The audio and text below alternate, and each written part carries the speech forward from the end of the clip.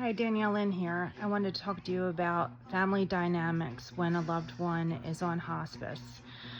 This is a very common situation where it could be a dysfunctional family, it could be there's tension among family members, it could be you're the black sheep. I'll share a personal experience with you myself. I particularly got into nursing. I specifically got into nursing because I was in the hospital when I was 5, back when they didn't let adults in there. Your parents stay with you. And I had a nurse that wasn't very nice to me, and I remember thinking I'm going to grow up and be a nice nurse, which led me here today. And I always said to my parents, you'll never be in a nursing home. I'll always take care of you. Well, unfortunately, my family, I was abused by my eldest brother, and my family rallied around him, and they're a Christian family, and the onus was on me to forgive everybody in the family that neglected me or smothered me in silence. Despite the treatment, I desperately tried to love them back because I'm a spiritual person, but sometimes you got to realize when it's too much. But my point is, when my father became ill and I knew he needed to be put on hospice, I was completely cut out of all decision making. I watched my mother basically torture my father for months, bringing him to the hospital when nothing more could be done. He had no veins left, and he would have a low blood pressure, which wasn't really low, but my mother called my brother, who has nothing to do with medicine when I do, and he advised her to take him to the hospital, and he needed to be hydrated, and the hospital knew he was dying. So since he had no veins, they put in what's called an EJ, which is an external jugular IV. And what many people might not know, and I'll get into it in one of my next videos, is that when you have a loved one on hospice and they're near the end, if they are hydrated, it makes their passing much more uncomfortable.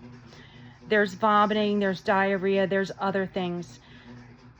A lot of people get stressed out when your loved one stops eating, but that dehydration allows them to pass more comfortably. At any rate, my point is, I clearly am the black sheep of the family because I've spoken up about what's happened to me. And when I knew my father was near the end, I was going to my mother and father's house every weekend, even though I'm not very close to them, because I guess I had the vain hope that I would feel that love. But at any rate, everybody was at the house. My father was not responding. He was just looking straight on. He was in a comatose state.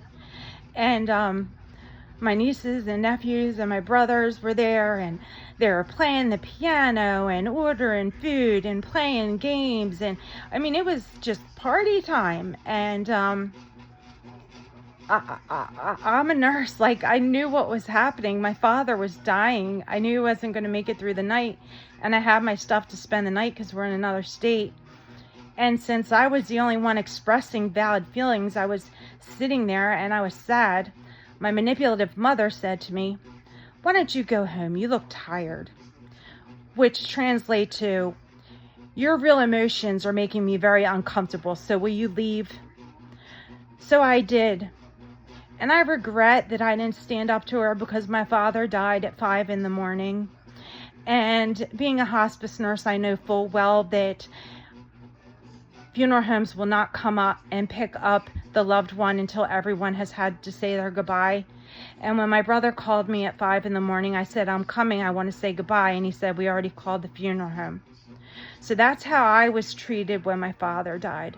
So I guess what I want to share with you, if there's any way possible, if you have a difficult family member that you don't get along with, or you think has done something wrong, but yet they still love your loved one that's passing, I just encourage you to just give a little grace. If you can't stand them, leave the house for 15 minutes. but let them say their goodbye, because I never got to say my goodbye. And my own family prevented that. And I don't want to see anybody suffer that. It's the most painful thing and something you can never get back. So emotions run high when your loved one is near the end and they pass. And many people can have different reactions, like I've said before: anger, frustration, denial, just being numb. But you need to understand that everybody deals with grief differently.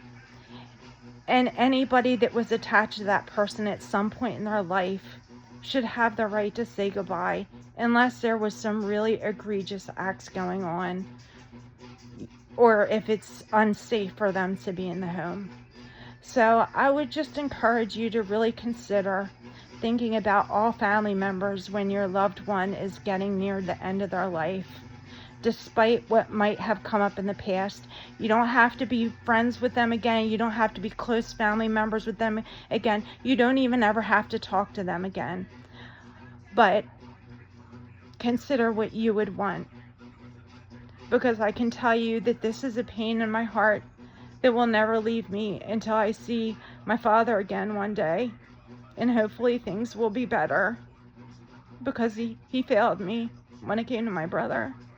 But I still wanted that chance to say goodbye. So I hope, if anything, that this encourages you to soften your heart a little bit, or to give you the strength, if you're the black sheep, to say, I just want 5 minutes to say goodbye. I can't really think of what to say from here on out, because I'm remembering what I went through. And no family's perfect, okay? And nobody's perfect. But we all love people. And so yeah, I guess I would just encourage that. And the other thing you can do, if it's really difficult family dynamics and your loved one is getting close to passing, is you can call the social worker and have them present when other people are coming. That way you have support there to make sure there's no frustration, agitation, upset during a very difficult time. But family dysfunction is a major issue in hospice and makes family emotions flare even higher because a loved one is moving on. So just try and look at things from every angle, even if it's someone you can't stand. Because I know for sure that my family has done a smear campaign on me because I've stood up for what is right and told my truth. And they don't like that because it ruins their reputation. So that's what I went through. So I guess I'm just sharing this because you never know what somebody's been through, why they are the way they are.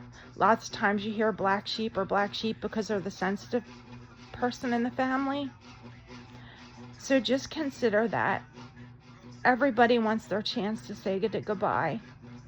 Happened with my dad, and it happened with my uncle, who did more for me than my dad did emotionally. So I don't know, I kind of feel all over the place with this. I just know it's an issue. If there's any way I can help you walk through this, or you want to share a situation, please feel free to comment, and I'll try and encourage you in any way. Even if you feel negative about something and don't know how to deal with it, I'll be happy to share what I think, or to listen to you, because it's a very stressful time, especially if there's any animosity in the family. So please hit like, subscribe, share, or comment, so that if there's any way I can help you, I can help you, because this is a deep-seated wound in my heart, and I don't ever want anyone to experience that. Okay, thank you again for watching. Take care, peace out, and God bless.